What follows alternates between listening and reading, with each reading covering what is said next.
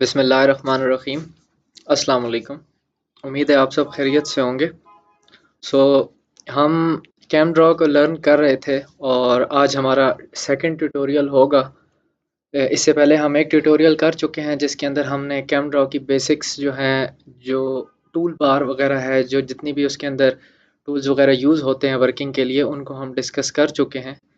सो उसमें से अगर किसी को कोई प्रॉब्लम हो तो वो कमेंट सेक्शन में ट्यूटोरियल 1 के नीचे पूछ सकता है।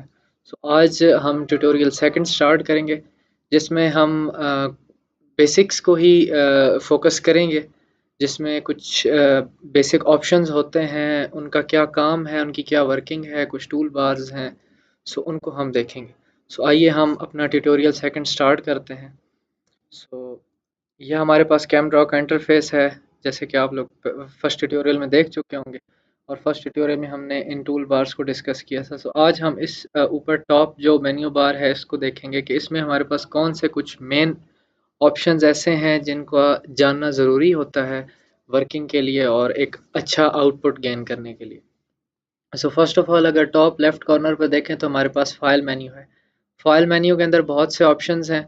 सो इसमें से हम कुछ बेसिक्स को डिस्कस करेंगे जो हमें रिक्वायर्ड होते हैं।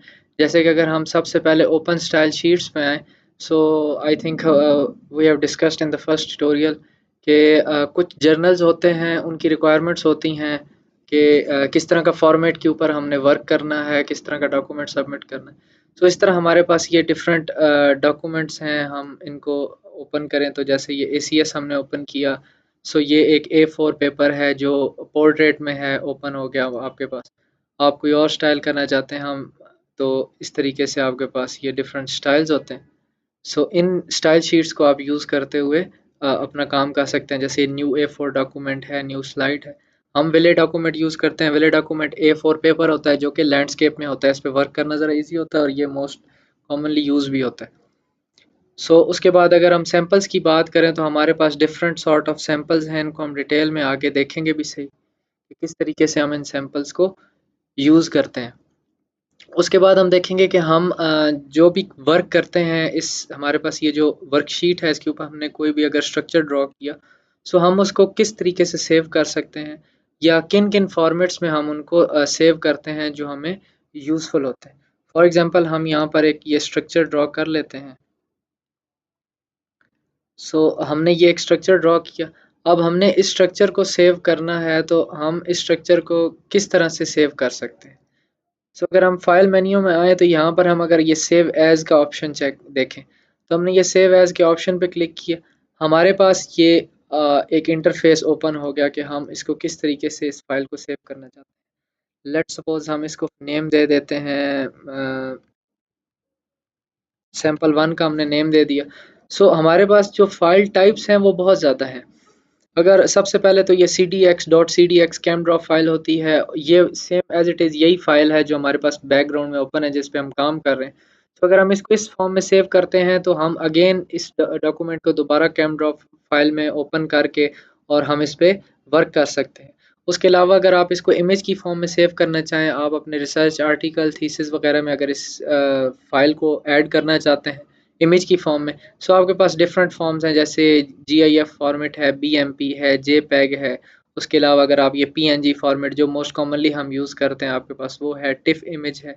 ये डिफरेंट आपके पास ये वेक्टर ग्राफिक्स हैं। आप इनको स्केलेबल वेक्टर ग्राफिक SVG में सेव करके इसको एडोबी इलस्ट्रेटर वगैरह में भी ओपन कर सकते हैं और वहाँ पर भी इसको मॉडिफाई वगैरह कर सकते हैं, या अगर किसी और आप एनिमेशन वगैरह या कोई चीज़ बना रहे हैं तो उसमें यूज़ कर सकते हैं।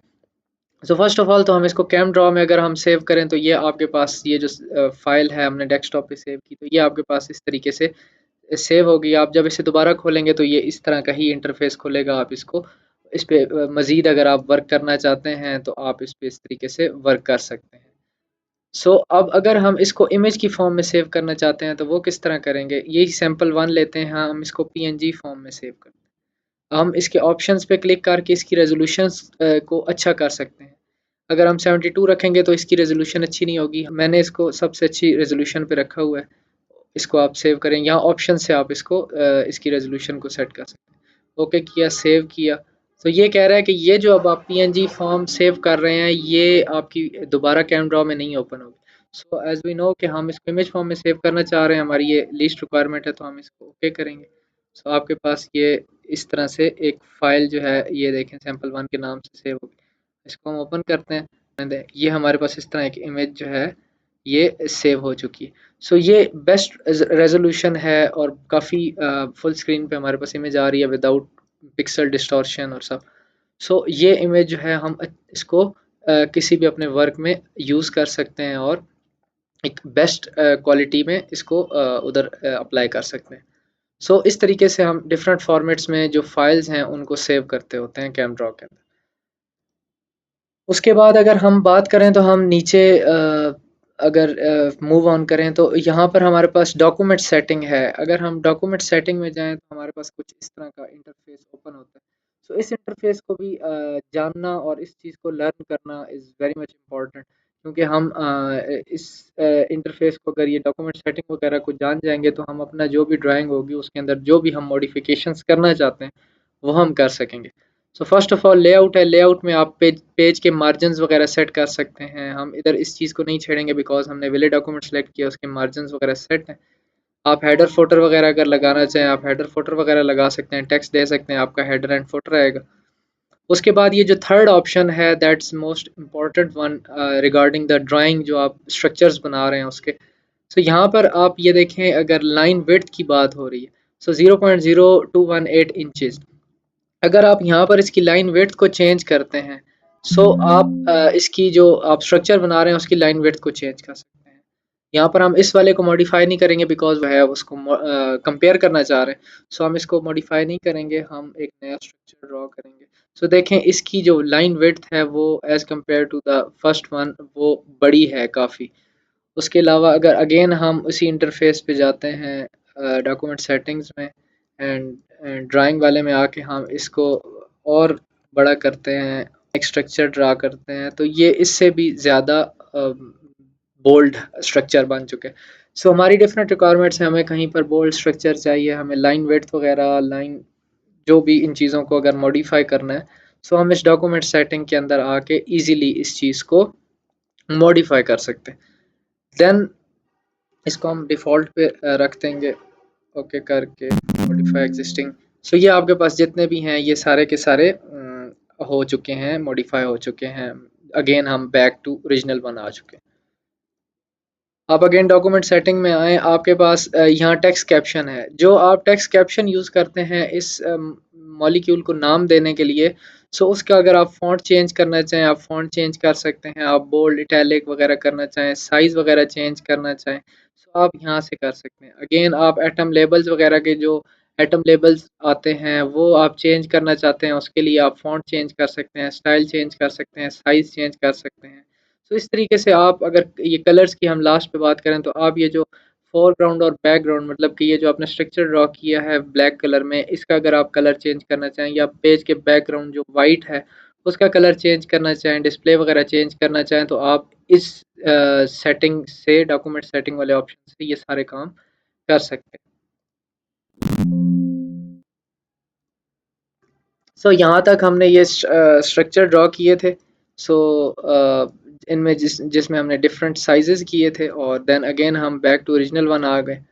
सो उसके बाद हम नेक्स्ट ट्राई करेंगे ये जो एडिट मेन्यू है इसके अंदर हम डिफरेंट अगर एक दफ़ा गो थ्रू हों तो हम डिलीट कर सकते हैं, कोई मटेरियल हो हमने कॉपी की हो पेस्ट कर सकते हैं, हम ये सिलेक्ट ऑल वगैरह कर सकते हैं। उसके अलावा हम अगर कोई फ़ाइल इंसर्ट करना चाहें तो वो फ़ाइल इंसर्ट कर सकते हैं।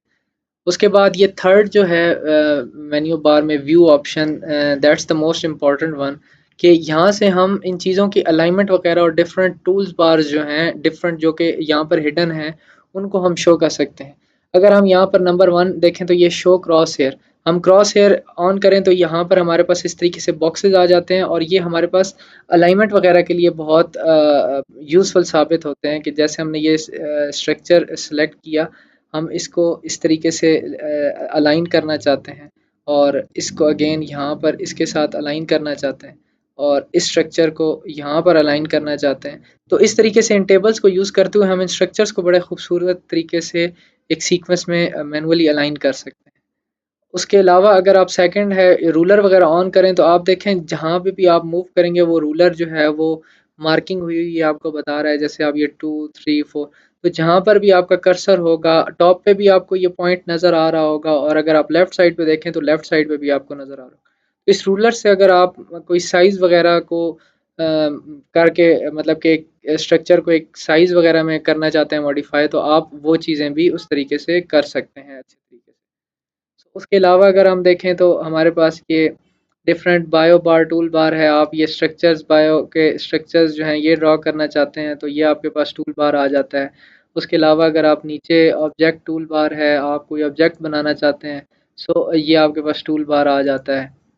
सो उसके अलावा अगर आप नीचे स्ट्रक्चर टूल बार की बात करें, आपके पास ये डिफरेंट स्ट्रक्चर्स आ गए हैं, आप उनको स्ट्रक्चर्स को नेमिंग कर सकते हैं। इसके अलावा केमिकल प्रॉपर्टीज़ विंडो है, ये बहुत इंपॉर्टेंट है। पीरियोडिक टेबल विंडो बहुत इंपॉर्टेंट है। आप इसमें किसी भी एटम पे क्लिक करेंगे उसकी प्रॉपर्टीज़ वगैरह ओपन हो जाती हैं। जैसे हमने यहाँ पर कोबाल्ट पे क्लिक किया तो उसका सारा atomic weight each and everything आप यहाँ क्लिक करें तो कोबाल्ट आ जाएगा। आप टाइटेनियम पे जाते हैं उसकी सारी प्रॉपर्टीज़ आप यहाँ क्लिक करें टाइटेनियम आ जाएगा। आप ये जैसे कि लेट सपोज यहाँ से हम जिंक ले लेते हैं, आप यहाँ पर ऐड करना चाहते हैं इस पॉइंट पे, ये ब्लू सर्कल आ गया जैसे हम फर्स्ट ट्यूटोरियल में देख चुके थे कि यहाँ पर हम क्लिक करते हैं तो यहाँ जिंक आ जाएगा और उसकी सारी प्रॉपर्टीज़। तो ये बहुत ज़्यादा एक इम्पॉर्टेंट टूल बाहर है। पीरियोडिक टेबल भी हमारे पास इसके अंदर प्रेजेंट है और वो हमें लाइव इंफॉर्मेशन प्रोवाइड कर रहा होता है हर स्पेसिफिक एलिमेंट के बारे में। और जिस एलिमेंट पे आप क्लिक करके इस विंडो पे क्लिक करेंगे तो वो एलिमेंट आपका यहाँ पर इंसर्ट हो जाएगा। तो उसके अलावा हम अदर टूल्स बार में अगर जाएँ तो ये ऑर्बिटल्स हैं, arrows, brackets, chains, chemical symbols वगैरह हैं, कलर्स हैं, क्रोमैटोग्राफिक टूल्स हैं, फ्रेगमेंटेशन टूल्स हैं, मल्टीपल बॉन्ड्स और बहुत सी चीज़ें जो हैं टेम्पलेट्स वगैरह। अगर हम बात करें तो हम पहले भी देख चुके हैं एनाटॉमी एनिमल एरोमेटिक वगैरह रिंग्स वगैरह बनाने के लिए हम अगर इसको क्लिक करें देखें हमारे पास multiple sort of aromatic rings आते हैं। आप यहाँ पर इसको क्लिक करें तो आपके पास ये बकी बॉल टाइप स्ट्रक्चर बन चुका है।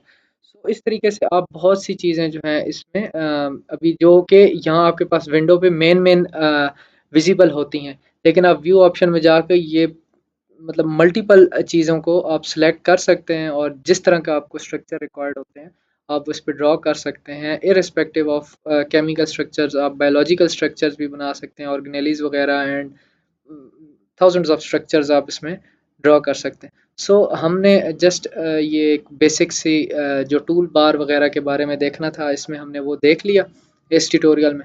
अगर इसमें आपको कोई प्रॉब्लम हो, कोई क्वेश्चन हो, कोई क्यूरी हो तो आप कमेंट सेक्शन में पूछ सकते हैं। लेक्चर सेकंड में हमारा इतना ही था। Thank you very much. अल्लाह हाफिज़।